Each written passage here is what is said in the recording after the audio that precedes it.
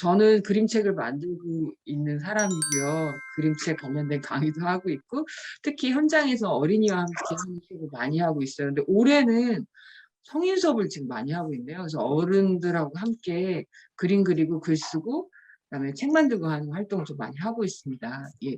지역도서관 커뮤니티 활동을 위한 지원 사업이에요. 근데 이제 제가 오늘 할 얘기는 도서관은 도대체 무엇인가, 우리가 도서관에서 어떤 이야기를 나눠야 할까, 도서관을 어떻게 사용하는 것이 좋을까, 도서관에 관한 이야기를 해요. 그러니까 우리가 여타의 다른 기관도 되게 많고, 그런데 굳이 아이랑 함께 도서관에서 왜 이렇게 모여서 강의를 듣고 책을 읽어주고 작가의 만남 같은 거 할까? 나는 어떤 사람이면 이런 일이 벌어질까? 이제 이런 얘기 좀 한번 해볼까 하거든요. 그 도서관을 자주 이용하시죠? 그렇죠? 네. 도서관이 어떤 공간인가요? 선생님들한테? 그냥 마이크 다 켜고 편하게 얘기하시면 될 것 같아요. 네. 도서관이 어떤 공간이죠, 우리한테? 간접 경험하는 곳이요. 간접 경험하는 곳? 네. 네, 여러 가지 뭐 상황들이나 아이들이랑 같이 모든 걸 노출할 수가 없잖아요. 네, 네, 책을 가지고 이렇게 이야기 나누거나 다른 상황에 들어갈 수 있는 좋은 자료들이 있는 곳이에요. 그러니까 좋은 자료들이 있어서 그걸 통해서 경험하는 공간? 네. 네. 또 지연 선생님, 도서관이 어떤 공간이죠? 일단 저는 첫째 같은 경우는 책을 좋아하는데 둘째는 네, 안 보세요. 네네.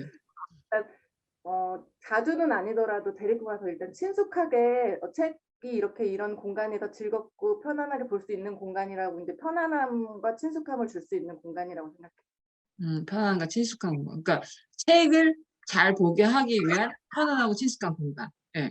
미나 선생님은? 저희 애들은 거의 놀러 가요. 그쵸. 네. 놀러 오죠. 노는 공간. 그리고 어머님도 별로 뭔가 욕심이 없으시죠? 네. 그쵸? 제가 좀 알죠. 예. 엄미 선생님 도서관은 어떤 곳이에요?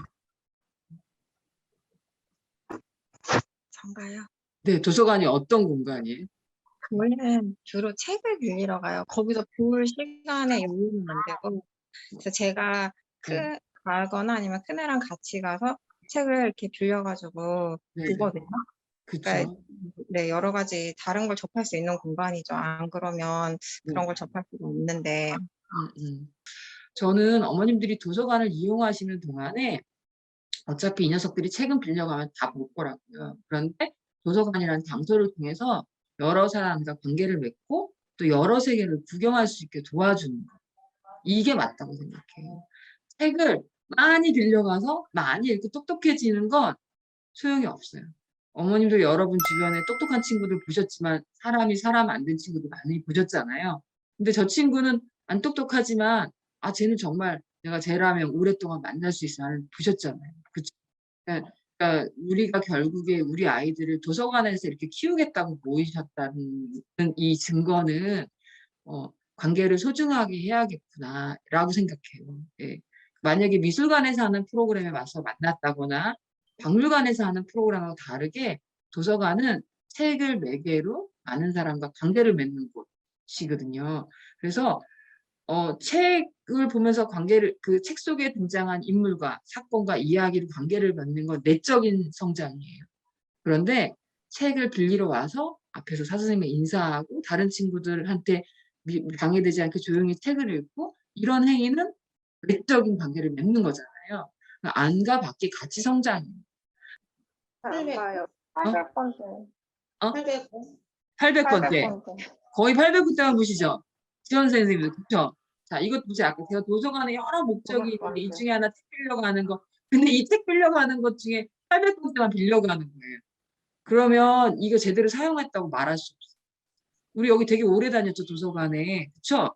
그러면 100번대의 책도 보셔야 되고요. 200번대, 300번대 골고루 다 보셨어요. 그러니까 우리가 우리 애의 책만 빌려갔기 때문에 그런 일이 벌어지는 거예요. 100번대 책이 왜 필요한지 아세요?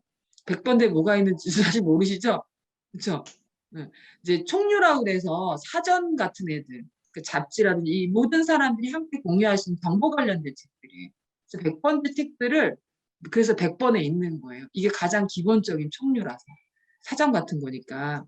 그 다음에 200번, 300번, 400번, 500번, 600번까지 이것도 다 관계 맺기에 관한 책. 우리가 살고 있는 사회과학이라든지 자연과학이라든지 600번대 와야 예술인 거잖아요.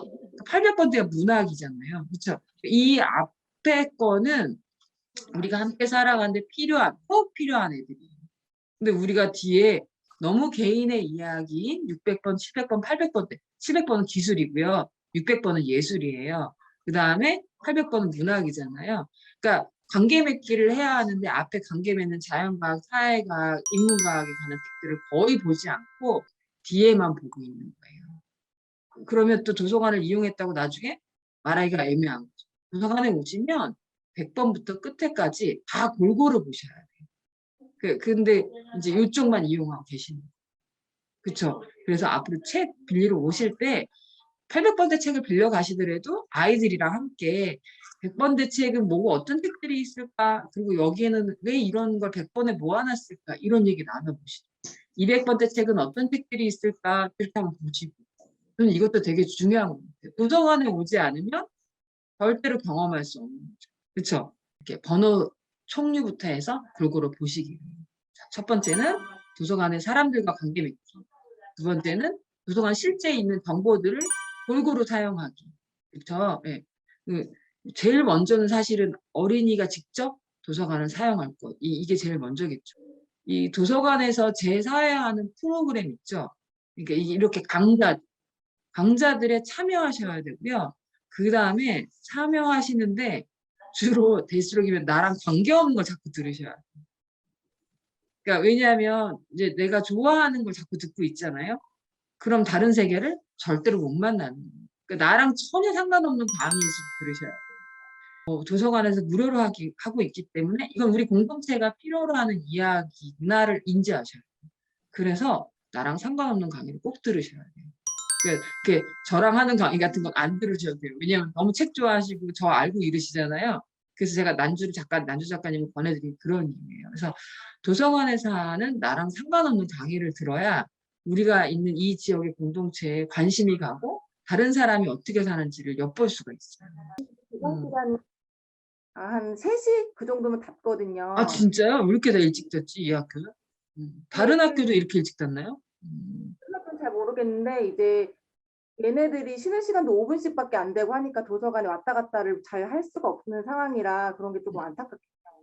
건의하셔야 될 것 같아요. 이거는 너무 일찍 끝나는 건. 예. 좀 이따 학교 도서관이 필요한 이야기 또 해드릴 거거든요. 수정 선생님은 도서관 예린이가 이용하나요? 네, 저희도 마찬가지예요. 아 같은 이용하는데 학교인가? 네네, 가고는 싶어 하는데 쉬는 시간도 짧다 보니까 갈 수도 없고 그렇기 때문에 이제는 잘 안 가게 된 것 같아요. 갔다 와 이러면은 갈 시간이 없어 이렇게 얘기하더라고요. 그러니까 도서관이 학교 도서관의 기능이 뭐냐면 얘네한테 쉼터예요.